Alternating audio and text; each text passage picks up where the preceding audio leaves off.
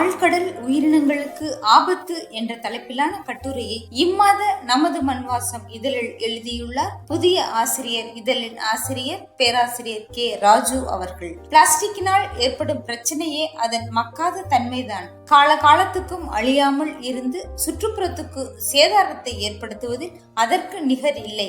இதுவரையில் அதன் கொடும் கரங்கள் ஆறுகள், நீர்நிலைகள், கடற்கரையோர பகுதியில் வரையில் மட்டுமே நீளும் என நினைத்திருந்தோம். ஆனால் பிரிட்டனில் உள்ள பிரிஸ்டல், ஆக்ஸ்போர்ட் ஆகிய இரு இடங்களில் உள்ள ஆய்வாளர்கள் நுண்ணிய பிளாஸ்டிக் வடிவில் உள்ள பிளாஸ்டிக் கழிவுகள் கடல் ஆழத்தில் உள்ள உயிரினங்களுக்கும் ஆபத்தை விளைவிக்க கூடியவை என்று 2017 ஆண்டு கண்டுபிடித்தனர் என எழுதியிருக்கும் பேராசிரியர் அவர்கள் மத்திய அட்லாண்டிக், தென்மேற்கு இந்து கடல் ஆகிய இரு இடங்களில் சோதனை மேற்கொண்ட ஆய்வாளர்கள் கடல் ஆழத்தில் செல்லும் தொலைவிலிருந்து இயக்கக்கூடிய வாகனத்தை பயன்படுத்தி கடல் உயிரிகளை அவர்கள் சேகரித்தனர். 300 to 1800 மீட்டர் ஆழத்தில் உள்ள ஹெர்மிட் நண்டுகள், கல்லிரால்கள், கடல் வெள்ளரிகள் போன்ற பல்வேறு கடல் உயிரிகளில் பிளாஸ்டிக் நுண்ணார்கள் இருப்பதை தங்களது ஆய்வில் கண்டுபிடித்தனர். இவ்வளவு ஆழத்தில் இருக்கும் உயிரிகள் நுண் பிளாஸ்டிக் பொருட்களை உட்கொள்ளக்கூடியவை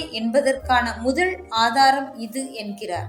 அழகு சாதனங்களிலும் சுத்தப்படுத்தும் பொருட்களிலும் தடை செய்ய வேண்டிய விஷயங்கள் குறித்தும் பேராசிரியர் கே ராஜு சொல்கிறார். அவை என்ன தெரிந்து கொள்ள இம்மாத நமது மண்வாசம் வாங்குங்க, வாசியுங்க.